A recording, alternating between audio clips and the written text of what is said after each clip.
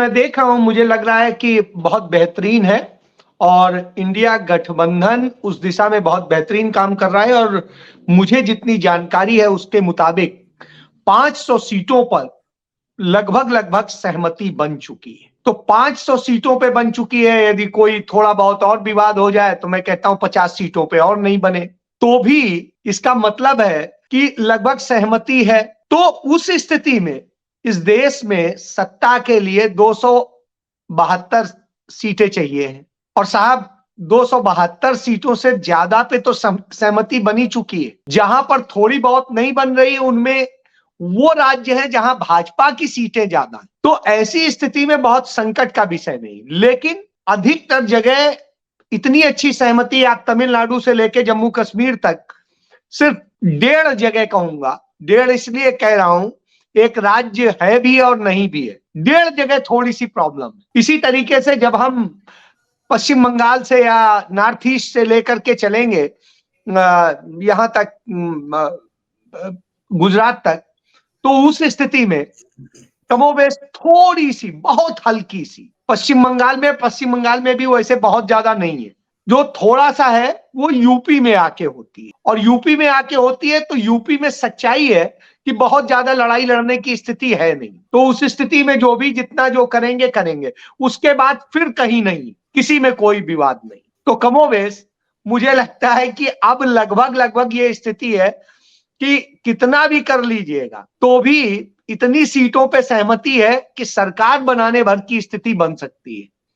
और छोटे छोटे मतभेद और इंटरेस्ट छोड़ने के लिए राहुल गांधी ने, खड़गे साहब ने बिल्कुल स्पष्ट कर दिया है। आप देखिए कितना बड़ा दिल है कांग्रेस के नेताओं का, मैं इसको कहता हूं। जब वहां पर प्रपोज कर दिया गया, प्रस्तावित कर दिया गया नाम खड़गे साहब का, तो खड़गे साहब बीइंग कांग्रेस अध्यक्ष खुश हो सकते थे, लेकिन उन्होंने कहा नहीं, आज लड़ाई पद की नहीं है, आज लड़ाई सीट की भी नहीं, आज लड़ाई देश की है। और जब देश की है तो पहले लड़िए, जीतिए, सीट और पदों की बात बाद में करेंगे। बहुत बड़ी बात।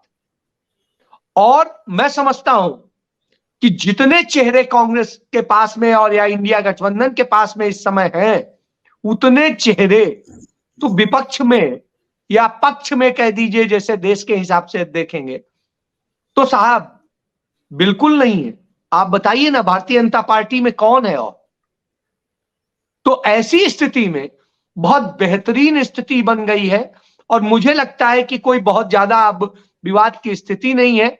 और कांग्रेस ने संदेश भी देना शुरू कर दिया है कि वो संसद से लेके सड़क तक, सड़क से लेके संसद तक लड़ेगी। श्रीमती सोनिया गांधी ने पार्लियामेंट्री कमेटी के चेयरपर्सन की हैसियत से आज मीटिंग करके यह बात स्पष्ट तौर पे कह दी कि अब सड़क पर भी उतरने के लिए तैयार रहिए और उतर जाइए।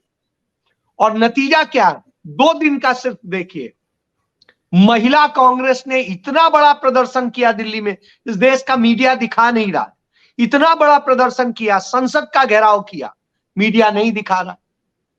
आज जो है युवक कांग्रेस ने इतना बड़ा प्रदर्शन किया और मीडिया नहीं दिखा रहा है। तो सबसे बड़ी विडंबना तो हमारे यहाँ है कि जो लोकतंत्र का प्रहरी है वही नहीं दिखा रहा है। तो साहब नहीं दिखा रहा है, मत दिखाइए, लेकिन कम से कम जो है वो जनता देख रही है। आप देख सकते हैं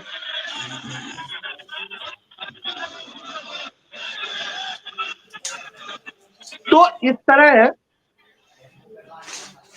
कांग्रेस ने बड़े भाई होने की स्थिति दिखाना तय कर दिया है, लड़ना सड़क पर उतर के तय कर दिया है और लड़ाई शुरू हो गई है।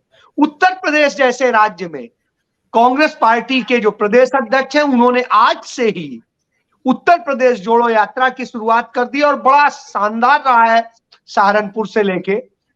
तो आप ये समझिए इतना अच्छा आगाज हुआ है कि मुझे लगता है अच्छा रिजल्ट आने में बड़ा मददगार होगा ये सब और आगे बहुत अच्छा रिजल्ट देगा।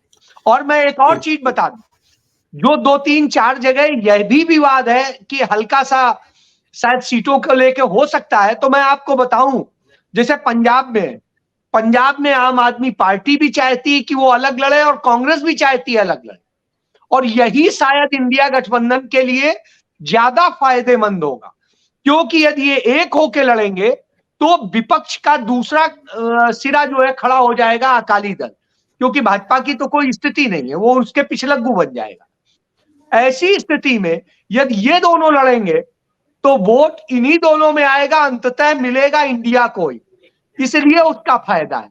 इसी तरीके से दिल्ली में भी यदि ये स्थिति होती है तो दिल्ली में भी इसका फायदा इन्हीं दोनों को मिलेगा। तो कमोबेश ये जो स्थितियां हैं वो अंततः फायदेमंद होने वाली है, नुकसान देने।